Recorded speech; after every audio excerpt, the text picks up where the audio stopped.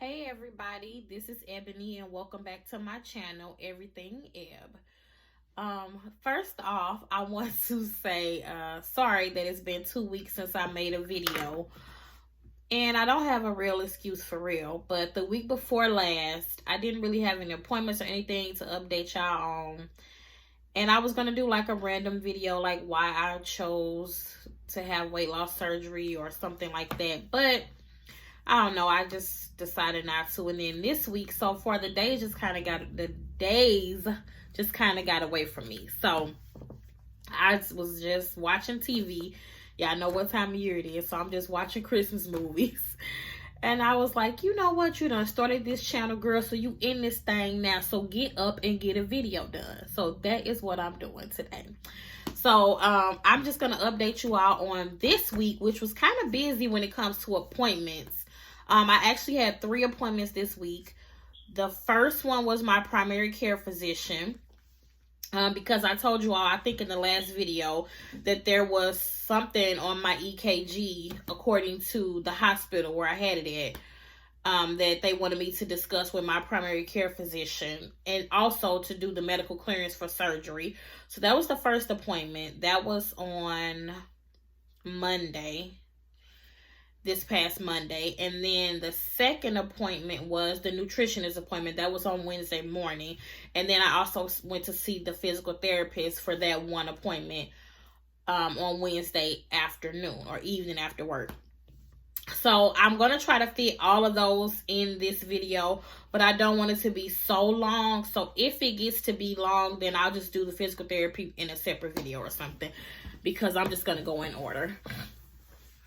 But I'm going to start with, oh, and y'all see I took my little twist out. So this is my hair. I'm also locking up, and it's a little ragged right now, but it's okay.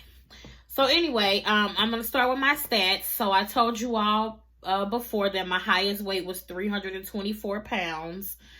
And in the last video, I think I was 294 pounds. I think that's what it was. I don't know. I was 294 point something. I don't remember whatever the point was. And then when I went to my primary doctor on Monday, y'all, I was 286.7.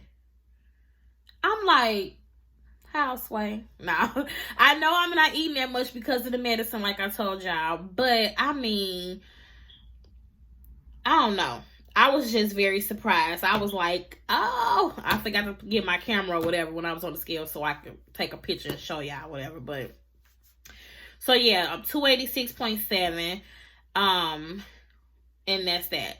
So my primary doctor is so cool. So we always laugh and joke or whatever. But I was telling him that I was seriously nervous about whatever was going on in this EKG. Now I looked at it, but I ain't no medical professional, so I don't have a clue. So I'm like, they want me to talk to you about it. So what's going on? What's going on with my heart now? And so he was like, no, he couldn't see the actual EKG. He could only see the reason, like the summary that they put in, like the main system or whatever. Because, like I said, with my job's insurance, we have to use, sorry, we have to use like a certain or a specific medical group and hospital group or whatever for the surgery. So the surgeon and all that has to be a part of that because they like some type of highly specialized or something. But anyway, my doctor is with another hospital or medical group. So they don't share a system, but obviously there's like a main system where all health providers can access it.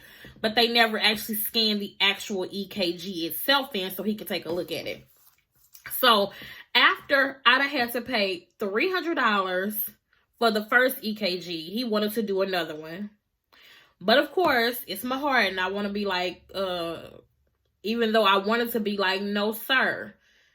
Like I said, it's my heart. So I'm like, okay, whatever we got to do. So he went ahead and did another EKG. Well, the nurse or whatever that works for him. And he showed it to me. He was like, this is normal. Like, I'm not sure what they saw. He said, he pointed something out, but he was like, they may be talking about this, but that's very common. There's nothing to be concerned about. It was like one, I don't know. I couldn't even really tell the difference between that little scribble and the rest of them. But he was like, nothing to worry about. This is a normal EKG. You're fine. Nothing wrong with your heart, whatever. So I'm like, whew, I'm glad about that. But here we go with another high butt copay. Because even though I work for an insurance company, they need to be slapped for the doggone coverage that they give us. But that's neither here nor there, or a story for another day, as they say. So anyway, that was that with the PCP visit. He obviously cleared me for surgery. Like I told y'all before, we had already talked about it. He already said he would, he think it would benefit me. But he was very pleased with my, my weight loss. And he was like, those pills or whatever, the Rebels or whatever is really working for you. You doing really good. Whatever. So that was that with that appointment. No big hoopla, nothing. None of them really. But these things just have to be done in order for me to get my surgery. So then he faxed over the medical clearance letter and all of that stuff, because I took it to the office with me because they had sent it to me in the mail. So then on Wednesday morning at 7 o'clock, I had a virtual visit with the nutritionist, which you only have to do one. And that was so crazy, y'all. I thought it was going to have to be rescheduled. The system, her system or whatever, she said they had been working on it on Friday or whatever. And ever since then, someday they have been working on it. Ever since then, she been having all issues. So when I say that doggone Zoom kept freezing, kept cutting off, I'm like, baby, whatever needs to be done for us to complete this call today, we going to do that. So we get kicked off. Well, she get kicked off. I'm just sitting in the Zoom by myself. She called me. We talking, just going over. She asking me questions, obviously, about my current, eating habits and stuff like that. That's what we started with.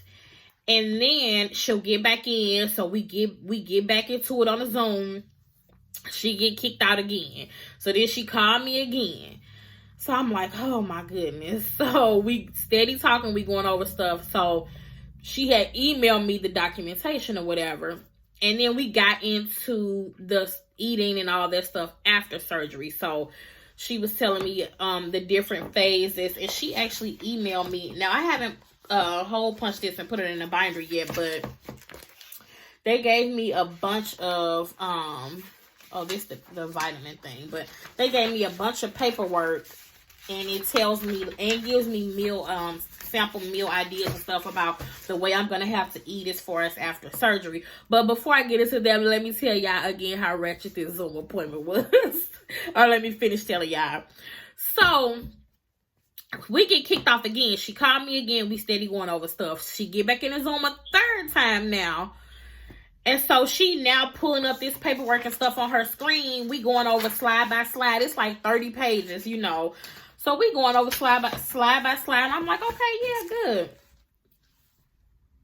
Tell me why she get kicked out a third time. So now she calls me on the phone. She like, you know what? We just going to finish it on the phone. But you just pull it up because I emailed it to you. We'll go over it that way. So that's the way we had to finish over the phone. With her saying like, okay, now the next page, which is page 4, this and that. So it worked out. But like I told her, baby, I don't care what we got to do. Let's get this done. Get this checked off my list. Like, I don't want to have to reschedule, not a thing. So that's what we did, thankfully. Again, she said she think I do well. The stuff she told me about, I really wasn't surprised. I did a whole lot of research. Watching a whole lot of YouTube videos, like I told y'all, and doing a lot of research. So I expected, the liquid diet after surgery. I expected the pureed. I expected the soft phase and all this stuff. And I'm glad, though, that she did give me a list of things that, so, yeah, I'm looking down. But, again, it's because I'm looking at my papers. So, she gave me a list of things, that's on each phase, which some of them I knew and some of them I didn't. But, So yeah, like week 1 is the full liquids. I think it's not until 6 weeks that I'll be back fully on I'm sorry, y'all, my nose itching. But I'll be back on a full, like, regular diet. So yeah, week 1 is full liquids. And then week 2 and 3 is pureed. So I do 2 weeks of pureed. I don't know what that's going to look like, because I can't see me pureeing up no chicken and eating it, but you never know. And then week 4 and 5 is soft foods. And then 6 weeks is when I go into basically the bariatric surgery diet, which is like regular foods, but you know, the things that I should eat after surgery. So don't go back eating, you know, crazy. But nothing is restricted. I could even have carbs and stuff after surgery. She did break down as far as the she did break down as far as the vitamins go, like when to take what I'll have to take. She gave me a list of ones that they recommend, and she gave me obviously what it has to have in it in case I want to go and find my own. She said it really doesn't matter but I told her that I would really like to take one something a day. I really would, because I'm not a real pill person. I'm not a real medicine person, period. So if I had something and I could just do one a day, that would work like perfectly for me. So that's why she gave me the Bariatric Advantage one, because they do have one that's one a day. And then you done with it. You know, you don't have to take, you know, because she was saying if I get something over the counter, in order to get, I can, but in order to get everything I need as a gastric bypass patient, I may have to take 4 to 6 a day or something. And baby, I ain't finna do that. So that's dead. So yeah, that was that basically. I haven't looked over everything other than, you know, us going through it page by page. We kind of skimmed through it. But I have this binder here that I'm just going to hole punch all these papers that I printed out that she sent over to me, and I'm going to put them in there. And that was that with the nutritionist appointment or whatever. So, let me see. Yeah. I guess I can fit physical therapy in here because it wasn't a whole lot either. So, like I said, I had that one on Wednesday after work. So, like Wednesday evening. And I was there. That was probably the longest appointment I've had. I was there for like 2 hours. So, like, the first part of it, we talked about my current physical, you know, exercise and what I do. And this particular physical therapist or whatever is also one of the ones that work in the hospital with you after you have surgery. So he had a whole lot of insight. I'll be honest, when I walked, even up before then, I was like, I don't really understand why I need a physical therapy appointment. It didn't make no sense to me. And truthfully, I said that to him, not in that way, but I was like, I don't really understand why I have to have this. I don't understand why it's a requirement, you know. But it was very informative. He gave me a lot of information. Of course, we talked about right after surgery, how they're going to get you up and want you to walk. He talked about the way I should sleep after surgery, the way I should get up and down, in and out of bed, how no bending, no twisting, all that stuff. He explained to me what the occupational therapist will be doing with me in the hospital after surgery. Yeah, so it was very, very informative. He also gave me some paperwork, quite a few pages too.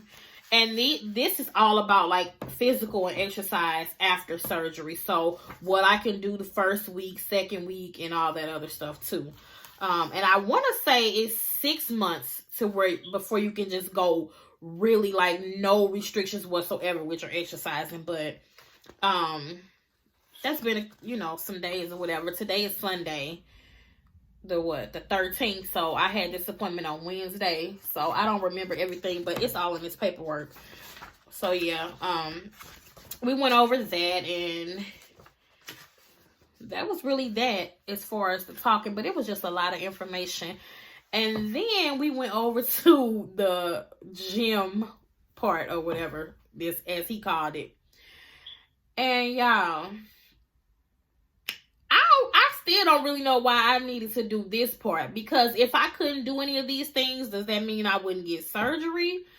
I don't know, but he said you need, they wanted to kind of gauge where you are physically before surgery. I don't know. Like I said, didn't make a whole lot of sense to me. But if y'all want me to do it to get my surgery, I'm gonna do it. So that's what I did. So it was kind of like the lift your hands up over your head, lift your hands forward, wiggle your fingers. You know what I'm saying? Don't let me push your hands down. Don't let me push your hands up. Don't let me push your hands in. Don't let me push your hands out. Just all that kind of stuff. I guess see my strength and all that stuff. And put your one foot directly in front of the other and stand there for however many seconds. Stand on one leg for 10 seconds, the other leg for 10 seconds. Check your balance, all that kind of stuff. And then he took my blood pressure, and then he wanted me to walk for 6 minutes. He said it was not no race. You just walk whatever you want to do. But obviously, the more laps, and it was kind of like just up and down, up and down, up and down the room or across the room, which was pretty long. But the more laps you get, the better or whatever. I don't know. So I walk. Well, he took my blood pressure and my pulse or whatever. And so I walked for 6 minutes, and then he had me sit down, and he took my blood pressure and my pulse again. And it had went up a little, and then we sat there for 2 minutes, and then he took it again, and it had went back down. And then that was that. So those 3 appointments are in the bag. But let me tell y'all what did happen at the end. He was like, yeah, the more, he was telling me this whole time anyway, the more exercise or physically fit that you get before surgery, the better. Your body does better during surgery, and your body heals better after surgery. So he was saying though that like the treadmill is good, but it's not as good as just regular walking, because treadmill is kind of like you just moving your legs as far as exercise goes. But if you walking, he was explaining that you propelling your body weight forward, you moving more you working more muscles and all that stuff. So he was like, even if it's just walking, but he was like, you have time at the end. He was like, you have, plenty of time to get moving, and there's nothing wrong with your heart and lungs now, but the stronger, the better for during and after surgery. So he was like, oh, you have plenty of time. I mean, because, they're booking like 6 months out. I was like, what? The last time I talked to my surgeon's office, we were thinking January. He was like, no. I'm pretty sure I talked to people and they said 6 months, like summertime. Again, I'm like, no, sir. I really hope that man either exaggerating or don't know what he's talking about. Now, I do know that they stopped doing surgeries right now, or elective surgeries right now, but 6 months, let me tell y'all something. I almost let that defeat me. I walked to that car too mad, like, man, I should have just went to Mexico, because this don't make no sense. I already been doing this since like April of this year. No, okay, I don't know, probably January or February, but the doctor was so booked up, the medical weight loss doctor that we got to use, because we only can use one. She was booked up, so I couldn't even get my first appointment for my 6 months until April. And then guess what happened? They stopped taking appointments, so it got postponed until like the next month or two. And I know they can't control that, but still, I'm just saying. So then my 6 months started a month or two later than it would have. So then, on top of that, she gave me the wrong information, saying she couldn't get me with a surgeon until after my 6 months was completely done. But then when I called the Bariatric Resource Center that's help to facilitate the whatever through our insurance, help facilitate the surgery and everything, they was like, no, No, that's not true. You need to get started with the surgeon so that you can start getting those appointments done too. They was like, you can do that simultaneously. Like, now, if you just started with the weight loss doctor, you got 6 whole months, no. But if you on month 3 or 4, get started with that surgeon so you can. But guess what? I didn't find that out until my last appointment. So that was more time. And so now I'm doing all of this, and y'all mean to tell me I might have to wait a whole another 6 months when all my stuff will be done? Baby, let me tell you. Okay. Y'all can see how worked up I'm getting right now. So imagine when he first told me, I was too teed off walking to that car. But then I said, you know what? You never know. And God is in control. But I'm ready to get this surgery over with, y'all. I'm ready to be on the other side of it. Start my healing. Start my new life. I'm just ready. You know, it's been taking forever. And if I have to wait until the summer, do y'all know that's like a year and a half going through this process? It's like too much. It's too much. It's too much. So, I mean, because truthfully, if that's the case, then I could have waited to do all of these appointments. I'm paying all these co-pays out of pocket and stuff. And it's counting towards this year's out of pocket maximum instead of next year's, because it starts January the 1st. So had I even thought that I couldn't get my surgery in January, I would have for sure waited to do all of these appointments I'm doing now. At least until January, I could have got them all done in January. And then all of that money that I'm paying out of pocket could have counted. You know what I'm saying? But anyway, ain't nothing I could do about it now. So I'm just saying, I really hope that he was exaggerating or misinformed, or they're just guessing because they don't know when they'll start back doing the surgeries. I don't know. God is in control, so it'll happen in his time, and if it's meant, whenever it's meant. But it's still a hard pill to swallow to even think that I might have to wait a whole another 6-7 months. So that's that. That is video is over 20 minutes, but that's that, y'all. So this week coming up, I only have one appointment, and that is I actually get to meet the surgeon, because my first appointment was with like the nurse that works in the surgeon's office. She does everybody's initial appointment, and this is an in-office appointment for now, unless they call me to tell me it needs to be a Zoom or something like that. Either way, I'll take it. So I'm gonna ask her. Hopefully she have a better answer for me than the summer. But either way, I'm looking forward to that appointment and meeting my surgeon and hearing whatever she has to say. And I'm going to try to think of any questions I have. I kind of asked most of them during my initial appointment with their office, but I will ask again to make sure I get the same answer, because this is the actual surgeon. Or if I can think of anything else, I'm going to write all that down, take it with me. So that's what next week's video will be about. So sorry I held y'all so long, and sorry I didn't make a video last week, but I will make a video next week, like I said, about my appointment with the surgeon. Oh, as far as my sleep study, even though they're gonna let me do an at-home one, they told me that I can come on the 28th to pick up the equipment. I'm like, it's at home. What I need to wait that long for? So I called them. They ain't called me back yet. So I'm gonna call them again tomorrow, just to see if they can't squeeze it in any sooner than that. But either way, it is what it is. The last appointment, as far as everything else that's required, is that sleep study. Now, I may have to have a follow-up sleep study appointment, depending on the results. And then I may, have to follow up with my surgeon again. I don't know what'll come of any of that. But as far as all my requirements, everything else is pretty much met. So I'll just be twiddling my fingers until my surgery date. So, y'all, send your girl some good thoughts, please, because I'm starting to get discouraged. It is taking forever. I expected 6 to 8 months, But man, we coming up on a year.